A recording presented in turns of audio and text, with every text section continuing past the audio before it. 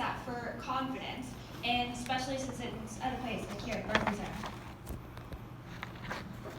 Me, taking the first L, like, in the tournament, it kind of hit hard, but the thing that coach is telling us is just bounce back, no matter what, it's just the next game. So I think that was our mentality going into this game. And you can probably see on the defensive end, we played a little harder than we did yesterday. So I think that was probably the biggest thing is our defensive play the whole game. I know you guys want to play fast.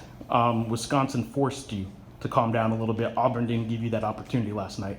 Do you think that the way they played actually allowed you guys to get over whatever happened last night? Absolutely. We definitely got over it. Just like JJ said, we kind of, ended the game with a clear mind, forgot about yesterday and came with an equal, what's the word I'm looking for? Equal understanding, you know what I'm saying? And we came out here and bounced back, played hard on both sides of the floor. That's all we can ask for. I know fans don't really care to hear this kind of stuff, but you guys are on an 8-day stretch where you had one night in Albuquerque, 2 rivalry games that you guys bust to in El Paso and Las Cruces. Can you talk a little bit about the past week, what it did to you guys physically, but maybe a little more mentally? Did you guys feel like this was a long 8 days that you guys spent only one night at home? Oh yeah, for sure. We was just talking about that in the locker room, like having to feel like we're ready to get back home because it felt like we've been away from home for like a month almost, but it's only been like 8 or 9 days. But for sure, like, just playing back at the pit when we go back home, it'll definitely bring more comfort to everybody. And I think we'll get back in our groove, starting up from this game and moving forward. It'll be good going forward. You got just a little bit over half of the turnovers you had yesterday. How much of that was just you guys making adjustments versus the opponent you were playing? I think that, like he said, the way they play, they kind of do make you slow down, and I think that that helped us out a little bit. It let us slow everybody down, defense and offense. We was controlled on offense. We was trying to make plays for each other. So I think that's a big step for us going forward too. So it gave us a big difference. One more question.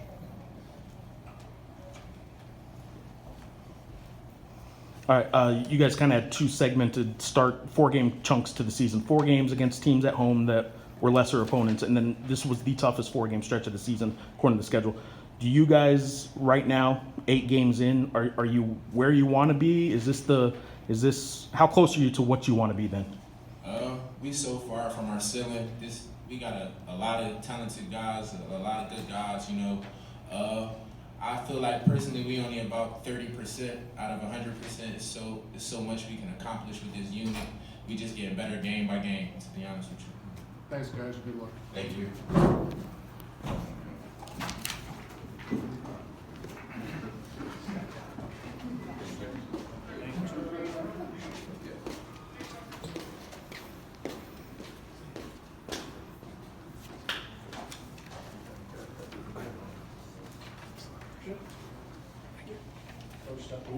Coach stepped away. I'll be back. Yeah, my fault, sorry. There you are.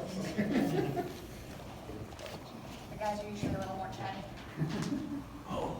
We're going to go right to questions. So if you have a question, please raise your hand, Jeff. Paul, I asked the guys too, but after what happened last night, Wisconsin kind of forced you to be deliberate and to slow down, maybe even if that's not what you wanted to do, by style. Did the way Wisconsin sort of make the game slow down, did that help you guys?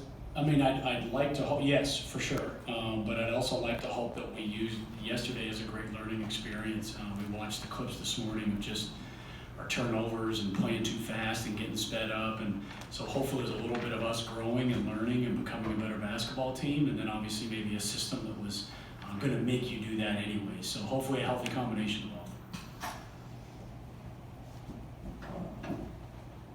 Was this the response you wanted to see from your group after last night? Yeah, we went to UTEP and lost a heartbreaker, had the lead with a minute to go, had a shot that could have gone down at the buzzer, but time had expired, and 2 days later had to go play a very big rivalry game against New Mexico State. You wonder, being on the road, are we going to have that resiliency? And the guys battled back and were terrific. And then that's exactly what we talked about post Auburn. You know, let's just do it one more time. So it's impressive. I wish I could sit here and say it was some masterful coaching job or something I did, but that lies within these guys and their competitive nature and their feistiness, and they showed a great willpower today that I was impressed with.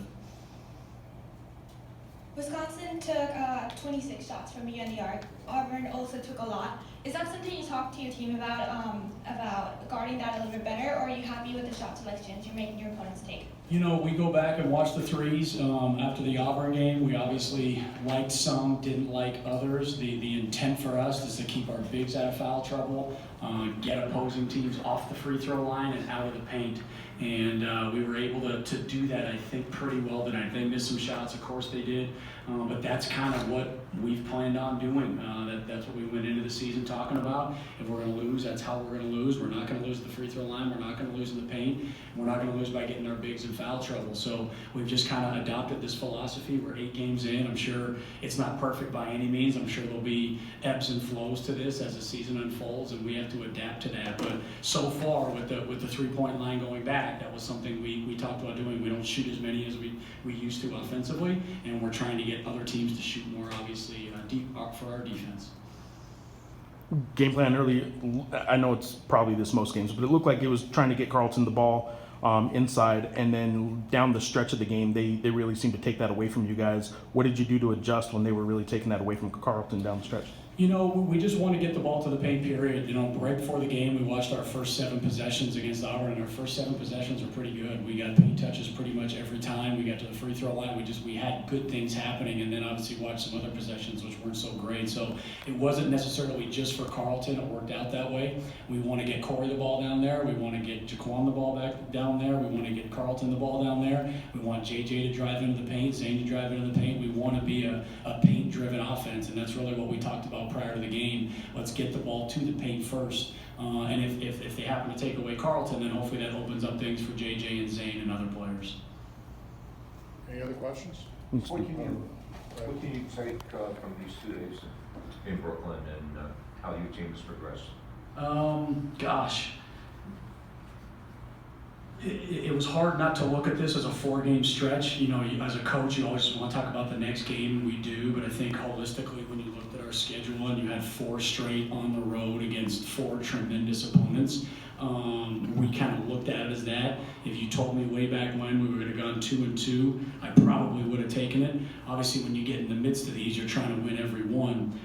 But to get a win at New Mexico State, even though it was a tight loss at UTEP yesterday, we put behind us. But to kind of come out of this, I don't know when the last time we had a Power 5 win in our program. I think it's been quite a while. But to get a Power 5 win, to come to New York, it's been an amazing experience for us. And even yesterday, as humbling as it was, or as dramatic as the score may have been, it's a learning opportunity for us. We have a really good team, very talented with a high ceiling, but we're new. We're new to each other. We got a lot of new guys. We're trying to merge together, and that's my job and our job to kind of keep guiding that ship the rest of the way. And we've obviously had some rough patches, but a great one tonight and a great overall trip just for our development in general.